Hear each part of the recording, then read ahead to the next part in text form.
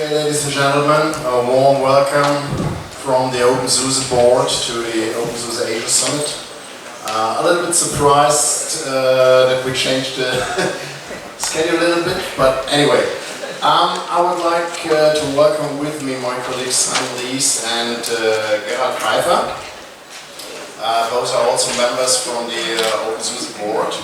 And in our keynote today, we would like to present you some figures, some facts around openSUSE and the community. So basically, what's going on in openSUSE community and board. We are actually always changing and we're always having fun. So let's start with a few numbers. The question is, how many users do we really have? In fact, we really don't know exactly. I tried to pull some figures together here. This is, yeah, it's unfortunately not really good to read. This is the amount of access to download.opensuse.org. So in case we do this via Zipper, which is the update tool for openSUSE, we send in a unique ID with it, so that allows us to identify unique users. And as we can see, across the last year, we have an average of about 300,000 users, or better said, 300,000 installations who are contacting the openSUSE update server every month. So the metrics that we see here were generated from the Apache logs. The interesting part behind it is as well, what versions are running there. So what we can see here, the current release has about 75, nearly 76,000 installations, hardly followed by Tumbleweed, which is our rolling release with about 60,000. And then the previous stable release, League 15.0, with nearly 56,000. But quite interesting, still some older releases are performing a lot of updates. 13.2 was released in November 2014, so this is basically 5 years old, and it still has 10K installations on it. And the very interesting to my end is, down here you see 10.2 is still one system running somewhere, and this release was made in December 2006. So it seems it must be quite stable, otherwise it wouldn't survive so long. And I mean, just think, 2006, the smartphone as we're having it nowadays here was not really invented, right? At that time we thought that Mr. George Bush would be the worst US president ever. Okay. So what's going on in Bugzilla? I pulled together a couple of figures from 13.2 release to the Leap releases to the actual release. So we always have an average between 2,000 to 2,500 tickets. The blue ones are the total tickets, and the green ones are the ones that are in status resolved. In fact, I found out not all are set to resolve, although they are marked as fixed. So we can assume that especially the larger, the older releases are already fixed in between. Here we still have some open tickets, but both are still in maintenance and both versions are still being updated. So, coming back to the question, who are we and how much? One indication about the size of the community may be the subscriptions to various mailing lists. So, and if we look at the lists, then the largest amount of subscribers as of beginning of October is the factory mailing list with 1,174 subscribers. Slightly followed by the project list, which has at least 636 subscribers. I guess Most of the project users are also subscribed to a factory, but not vice versa. From the language-specific ones, the Japanese list is one of the largest, with nearly 390 subscribers. But the German one is still a little bit larger, with about 600, which is no wonder, because SUSE, as you probably know, was originated in Germany some 20, nearly 30 years ago. So out of these subscribers, we have 486 registered members. Registered members means these are members of the openSUSE community. They have an openSUSE.org email address, and they are allowed to vote. And actually this number was a little bit, how should I say, fascinating to me. For another reason. When I read 486, I immediately have to think about Intel processors. Back in the 80s, the 86 processor from them was the starting point, really. I mean, that was a single tasker, more or less. Then the 286 came, and the 386, which was really the first processor that was allowed to do multi-threading and parallel processing. So, but then with the 486 processor, with an extended instruction set, the success story really started.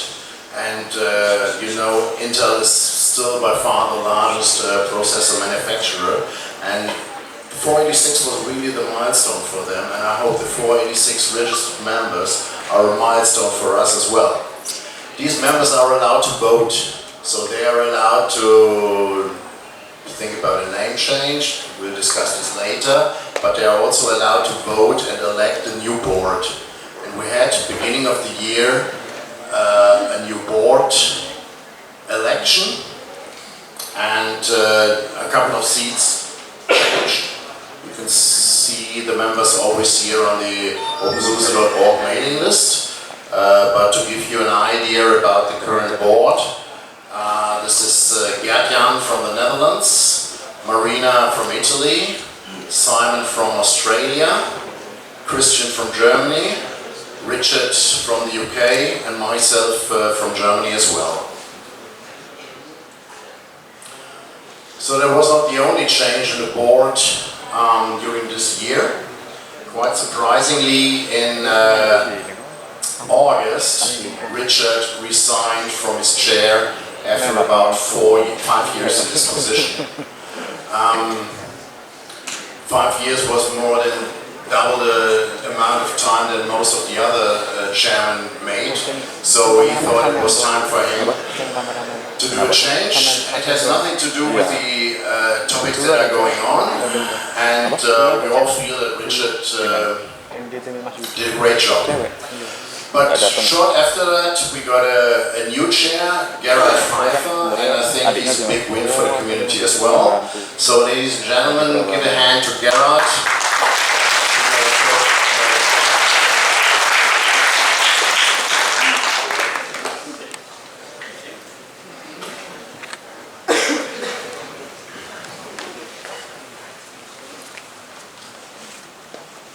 One thing that is really important for me, and I consider very important for communities, open source and otherwise, is the topic of communications.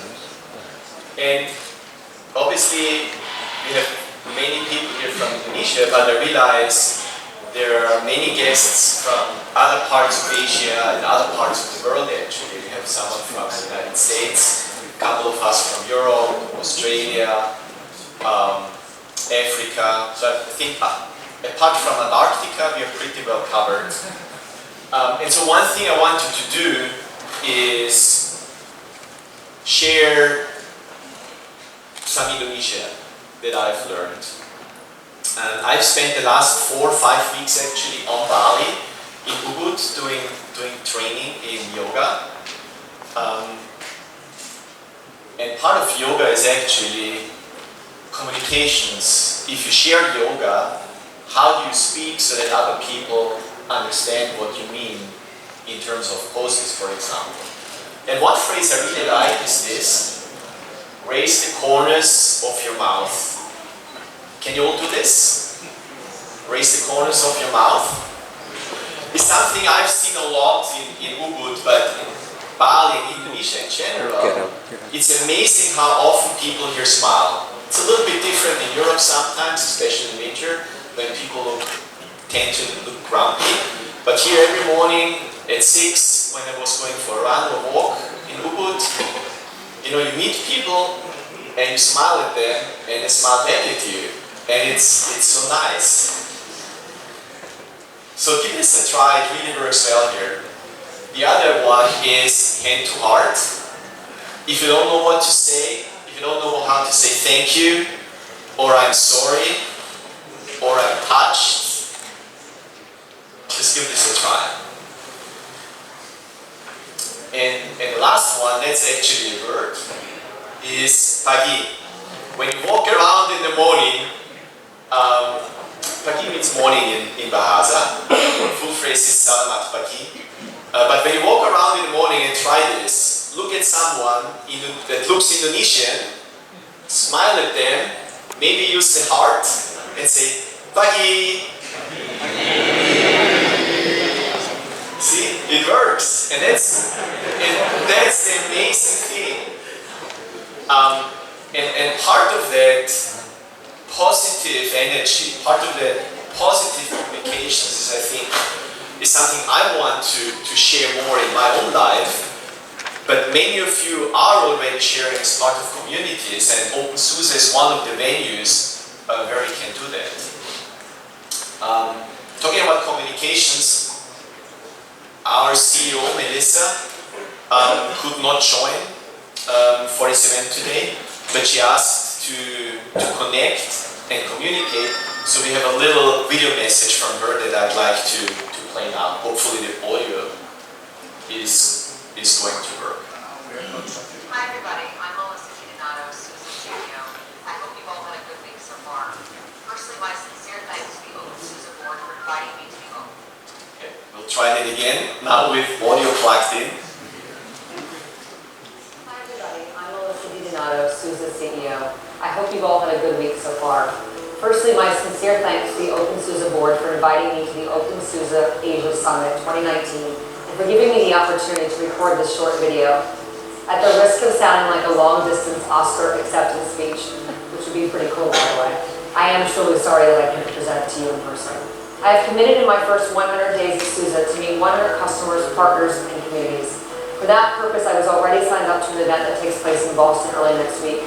Whilst I do dare to be different, the airline didn't do so much, and they couldn't find a way to get me in 2 places at once. The openSUSE Asia Summit presents a great opportunity to combine the local community with users and contributors across Asia. It's a great way for SUSE employees to spend time working with you on openSUSE. It promises to be a great platform to bring the community together, share experiences, and share knowledge. Our vision for openSUSE is not only to deliver leading-edge capabilities, but to be an innovative platform to incubate and validate emerging concepts like machine learning or edge computing, just to name a few. We will dare to be different by continuing to push the boundaries of all of these concepts whilst creating the potential for openSUSE to become even more attractive to developers and provide greater awareness around SUSE as the innovative distribution provider. As you know, the openSUSE Asia Summit is the largest community organized conference. The Indonesian community in particular is one of our most vibrant and motivated, running your own localized websites and infrastructure. This community has also been heavily involved in the projects that bring openSUSE to hundreds of schools since 2009, making education open and accessible to thousands of people. This is a cause that's very close to my heart. Kudos to all of you in Indonesia. This is truly inspiring to see the heart and the purpose and the commitment that you all bring every day. Thank you so much for hosting us. My sincere thanks also to all of our co-sponsors for the support that's made this event possible. As you may have noted, I'm new to open source, but certainly not new to technology, where I've worked my entire professional life. I have had an enduring fascination with open source since it spawned my very first job in IT as an SAP R3 developer. I have come to realize that openSUSE is a really important project. It's a priority of mine that SUSE continues to be aligned with at the board level and the broader community at an early stage and will always be in close collaboration. Fostering a healthy relationship and this cooperation will be really important to me personally as I am open to suggestions on how we all can improve and really ensure that I am personally part of your amazing community. I want to reassure you that under my leadership, SUSE will focus on creating value for our shared ecosystem, for growing both of our businesses and communities with the backing of our growth investor community. SUSE is at the leading edge of a historic shift as open source software is now a critical part of any thriving enterprise's core business strategy. This is an exciting time for SUSE, for our community, our partners, our customers, as well as the open source community at large. Please take a moment to reflect on that this week. Once again, have a great summit. Hope to have a chance to meet with many of you soon at the forthcoming event, and definitely count me for next year.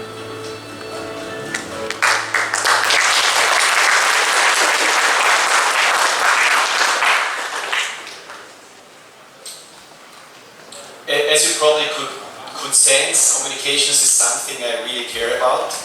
And so, having been part of openSUSE from the very beginning, but not so closely, visibly involved in the last years, when I started to look into things closely again after getting my new assignment, my new role, one thing I realized is there is so much going on in the openSUSE community, in the openSUSE communities. Like, for example, here in Asia, where the Indonesian team has their own infrastructure of services and web pages, etc. And similar in other countries. But most people at SUSE Corporate actually aren't aware of that. And I can tell you, SUSE Corporate, my colleagues in product management, in engineering, even in sales, have all the best intentions for openSUSE and the communities around openSUSE.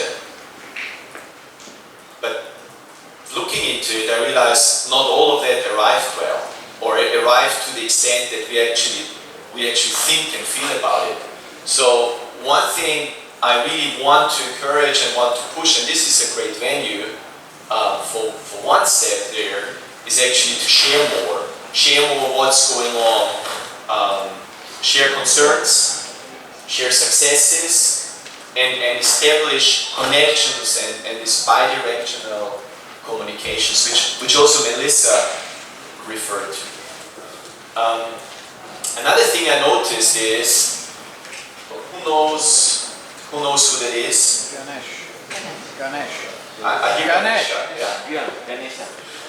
If you, here in Bali, and especially in the mountains, if you enter a house or a property through the doorway, often there is Ganesha, who is a protector. But another role and name Ganesha actually has is removal of obstacles. And so one thing I noticed is, once I got announced, lots of people came to me at SUSE from the different communities telling me, there is a problem here, can you fix this? There is a problem here, can you fix this? So my list of problems became bigger and bigger. But what I then, and I felt overwhelmed.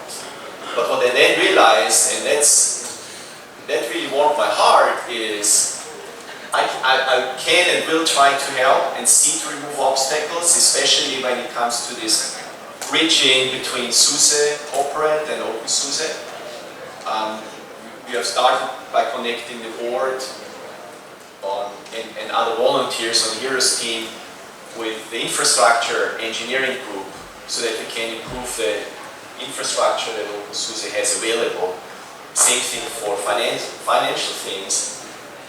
But the thing that really filled me with gratitude and joy is to see, even if people sometimes come and say, can you fix this, there is so much initiative here. I mean, this conference is a perfect example how well organized and publicized it is, and then people coming from other parts and the local team.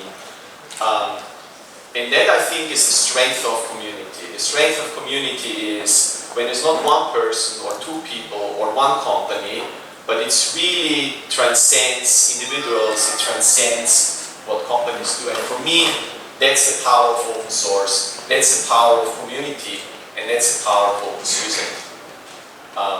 And so I realized actually there's one before I had to hand over back to Axel, who is going to cover one specific aspect of communications working together. I realized there's one word or one phrase in Bahasa which I wanted to also teach. In addition to those, and it's terima kasih, which means thank you very much. Thank you very much for all of you have been organizing this, and all of you have been contributing by providing the space, by supporting this event, by organizing it, by speaking, by traveling, and many, many other things. That really is what makes me personally very excited in this new role, and I take a lot of energy out of this to continue and help support openSUSE. And I'll be around the full 2 days, so if at any point there's anything you want to share, successes or challenges or questions, please grab me, grab my colleagues on the board, grab anyone else, and let's share. Thank you.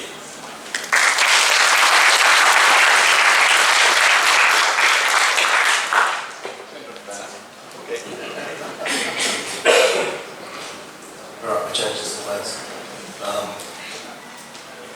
So one of the things as the board, or probably the main thing as the board that we've been looking at for the last year, is changes to our legal structures and processes and some of those core things. At the moment, we work very closely with SUSE, which is great.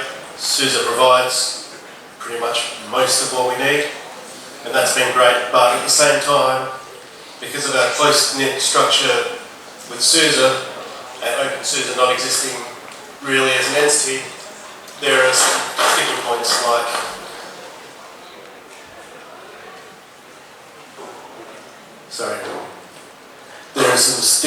like receiving donations, being able to spend money easily, organised conferences can sometimes be hard to get the sponsorship to flow through. Things like signing contracts with venues that want a legal entity and all those things. And we also have partners who would like to sponsor us and give us things but can't because we don't actually exist. And they might have to give those things to SUSE, which they sometimes don't want to do. And so this is an issue that as the board we have started to try and address. The biggest precept here, or starting point, is SUSE and openSUSE share common roots, common history and values, and we have a working relationship that benefits both of us. And so really we do not want to change any of that part. We would like the SUSE openSUSE relationship to stay as it is, but at the same time we want to be able to extend openSUSE so that it can partner with other people as well. And so whether that's money, hardware, and so forth. And so we got together and looked at a bunch of different ideas and came up forward with the proposal of establishing an openSUSE Foundation, which has a stable and persisting framework. It's a pretty common format around the world. Every country has its own version that varies differently, but they're pretty similar.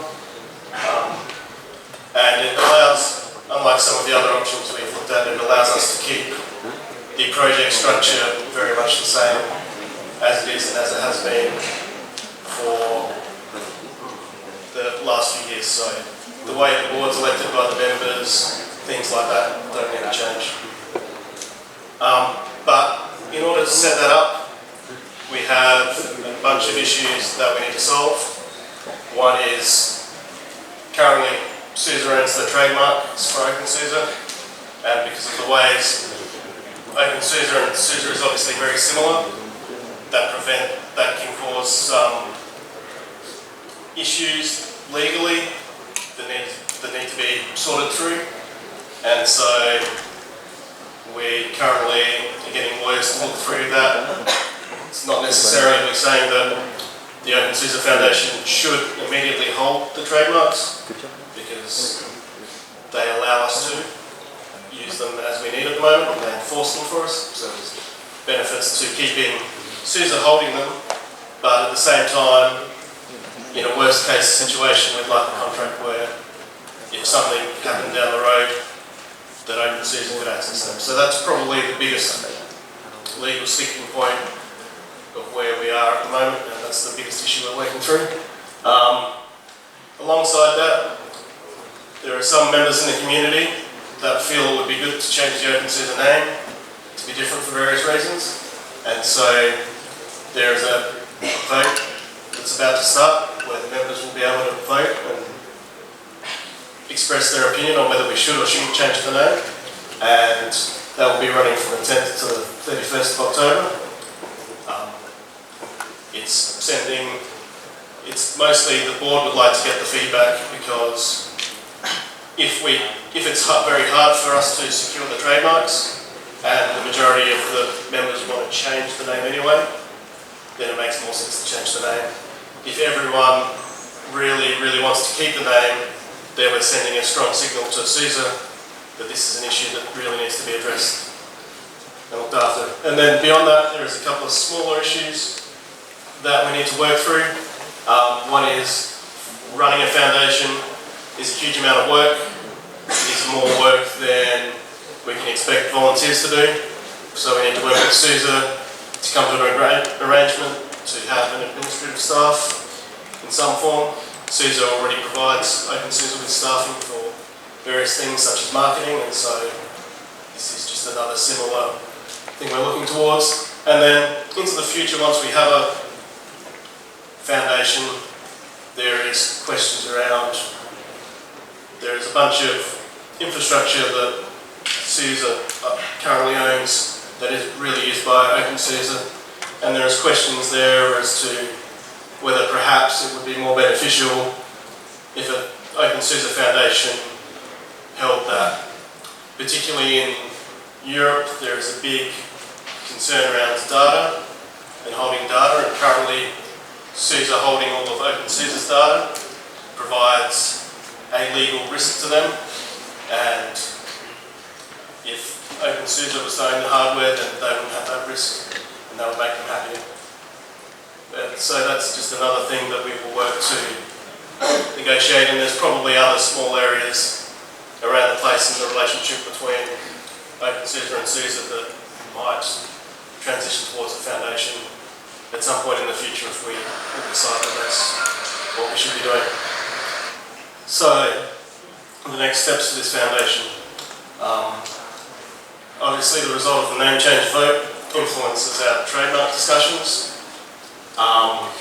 Once that's sorted out, once the other sticking points are sorted out, the board will work to draw up a formal proposal, and then once we have that proposal in place and how we transfer forward, that will be put as a vote to members of should we charter a foundation to replace what has been the openSUSE board, and then all the admin stuff. But what I would like to say to you all in the room is, we mentioned the number of members before, but I'm not sure how many people in this room are actually members. In the last year or two, we have reduced the amount of things you need to do to be an openSUSE member. It's the point where if you're contributing to openSUSE in some way, if you're doing translations, if you're helping me organise community events or conferences, or anything like that, you are eligible to be an openSUSE member and express your opinion on these issues and who the next board is. And so I know there is a lot of people in this room that are not members, but could be members to have their voice heard, and I'd like to encourage you all to think about signing up to be a member. it's a pretty simple process that is on the wiki page that we didn't put in this slide. And so beyond that, I think we've actually moved through our talk reasonably well, but maybe there are some questions on anything we've said.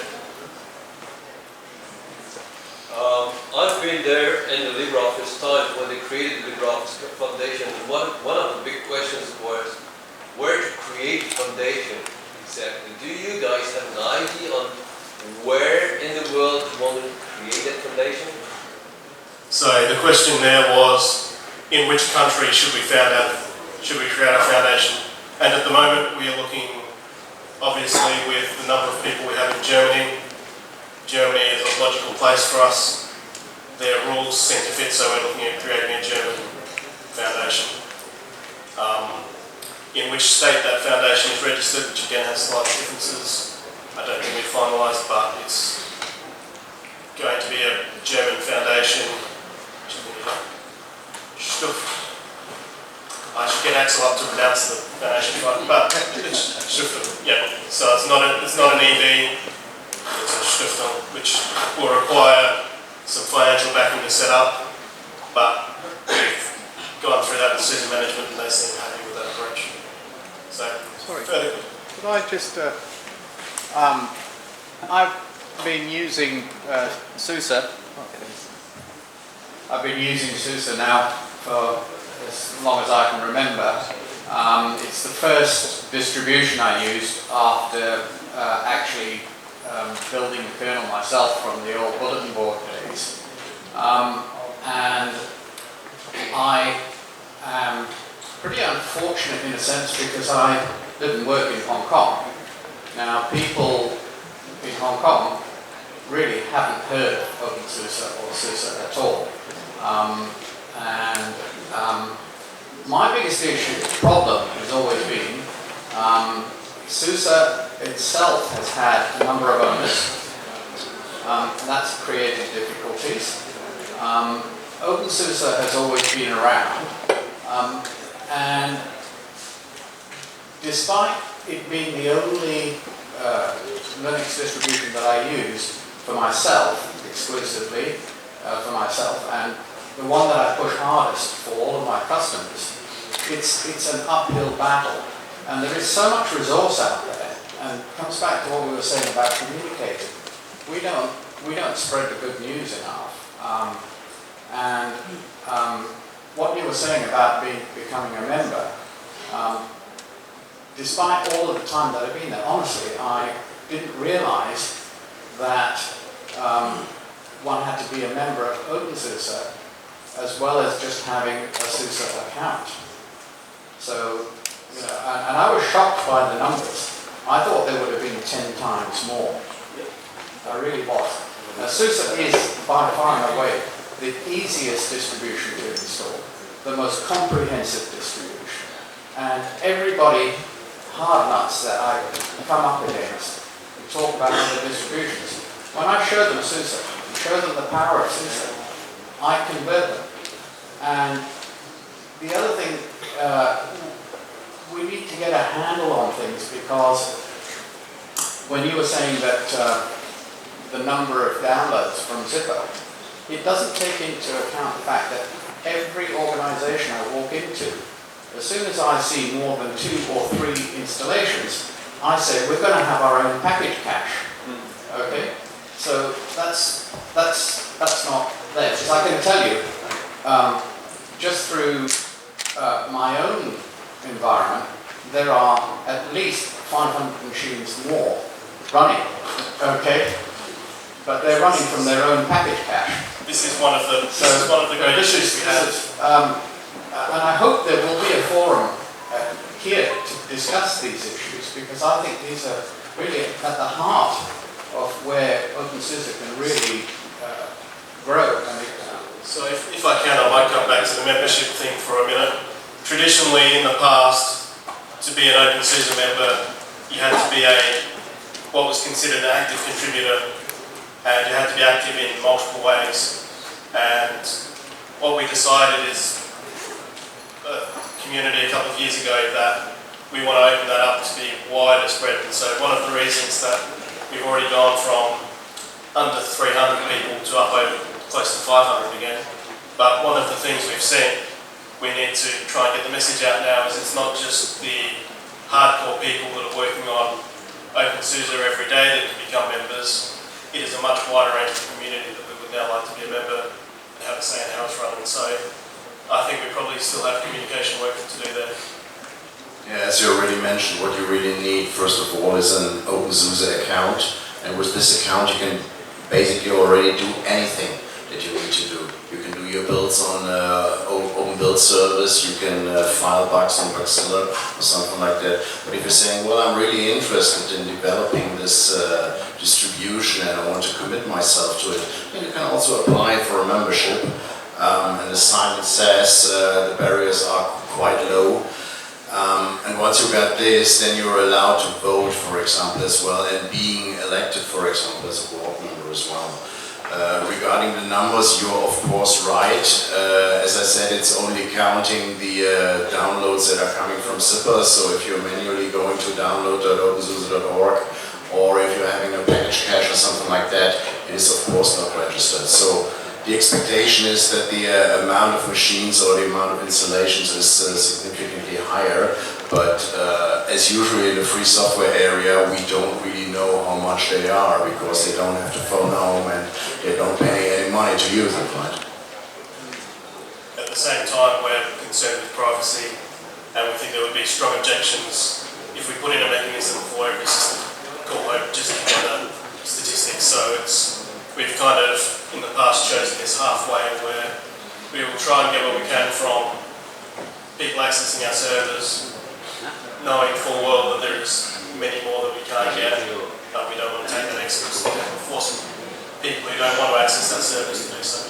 Now, I think we might have time for one more question, if there is one. Otherwise, come and approach any of us. See us at a coffee later on or something. We'll be happy to discuss. Yes. Thank you very much. Thank you.